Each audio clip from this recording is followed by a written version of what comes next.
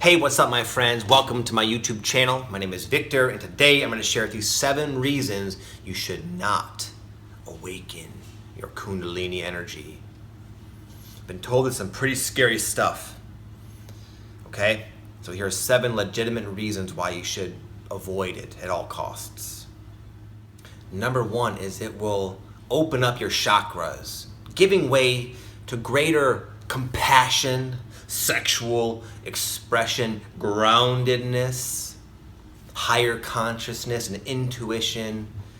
If you don't want any of that, then I would highly recommend avoiding anything pertaining to the Kundalini energy.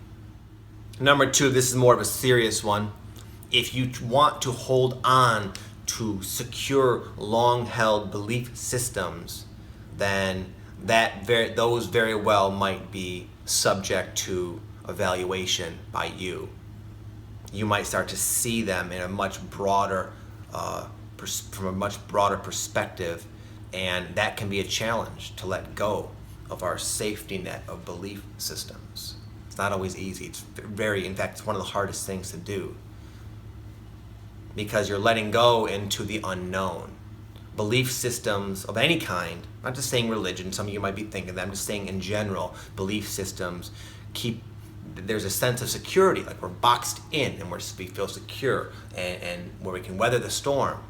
And all of a sudden our little shack starts to shake and get blown over by this Kundalini energy constantly. One belief system, one belief structure after another is going to most likely be obliterated by this energy, and it's going to leave you in a complete void.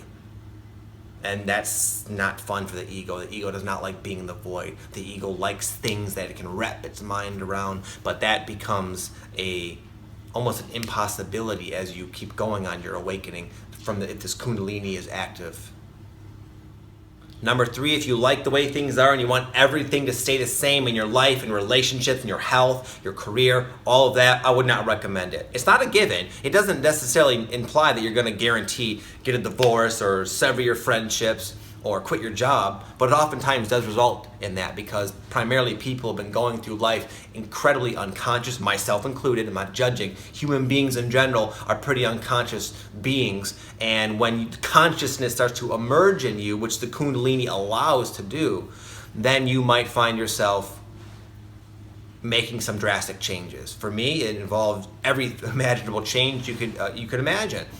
Moving out of my house, moving out of the state I lived in, quitting my job. Many of my relationships fell away, and it was not easy. But having allowed myself to go through the Kundalini storm, you could say, I've seen it kind of come around full circle, and I'm much happier. I have much better relationships. I have a career that is just I wouldn't even call it a career or a job. It's a passion. It's like a dream come true that leaves me more abundant than ever. And I help more people than I could have ever possibly fathomed. My life, though it was thrown through the ringer and everything did change, it all changed for the better. But if you don't like the idea of change and you want to keep everything at the same even keel, then the Kundalini awakening is certainly not for you. Definitely do not awaken your Kundalini if you want to avoid becoming more sensitive and empathic. It's kind of a mixed bag with that whole empathy, because even though it allows you to have more love and more compassion and more heart-centered relationships, you also will be able to perceive the darkness of people in the world around you, and it's not easy, and there is an adjustment period where you adjust to the greater sensitivity, but in the end it does lead to you being a more unified human being, one who is truly more in touch with all living things, more in touch with the whole, and you will start to conduct yourself accordingly if you can allow yourself to go through that brief period of transition. So if you're watching this, many of you are already kind of going through this, you obviously know it's kind of a facetious video in a sense, that the oversensitivity does come to an end, and you it doesn't come to an end really, but you adapt to it, and then you find yourself just more in tune, more loving, more connected, and it's a beautiful thing. Number 5, if you don't want to have to deal with the inconvenience, the sometimes inconvenience of truth, then do not awaken your Kundalini. And I'll give an example of what I mean by that.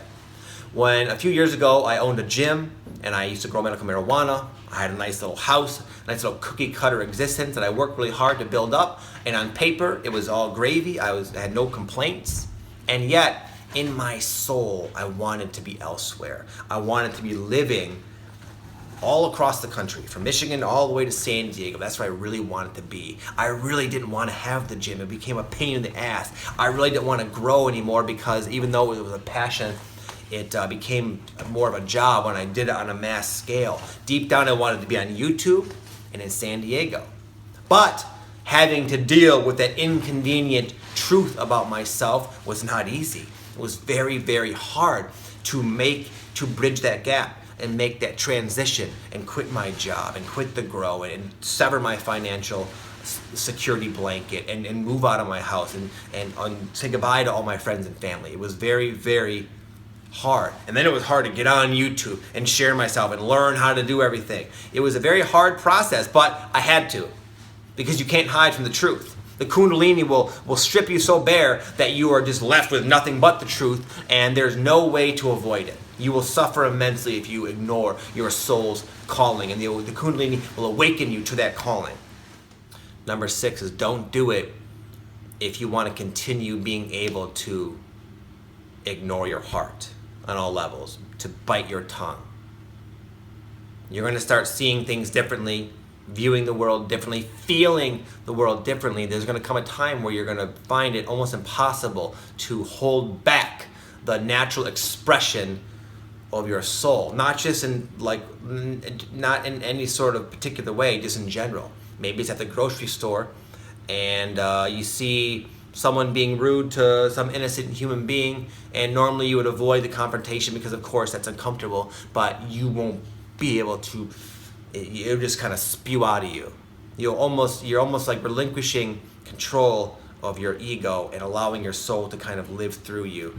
And it's a process, but it starts to happen. And sometimes your soul decides to do things that your mind would typically hesitate in doing so. And it can be kind of uncomfortable. Number 7 is don't awaken your Kundalini or concern yourself with Kundalini in any way if it scares you, if it's not for you. All this is kind of a comical video, obviously, in a sense, and all the different attributes, the spiritual attributes I was talking about. You don't need to awaken your Kundalini. A lot of people's Kundalini wakes up and they don't even know it. It's different for everybody. I had a very intense Kundalini awakening as a young child, not a young child, I don't know why I said that. I was in like my early 20s, and it was very big. It was a big, very noticeable event for me that changed me forever from that day forward, and my life has been sort of altered in a significant way as a result. But a lot of people can have that same exact effect without having any awareness of what Kundalini is, certainly without awakening it or reading any books or doing Kundalini yoga or meditations or anything. It's just one small component of the grander spiritual awakening process. And if you're watching this far, you're already going through that. So you don't have to even worry about any of this. I just kind of made this video because there's a lot of, I talk about Kundalini and my awakening sometimes, and it's benefited me so much that I feel very strongly about it, and I feel it to be a very positive thing, contrary to what some religions and different people's perspectives might be. And I get a lot of fear-based warning types of comments, and I just kind of want to put my own perspective out there based on one man's experience. So you can take it for what you will. Nonetheless, I love you and I welcome you back to another video tomorrow. Have an amazing day. Peace.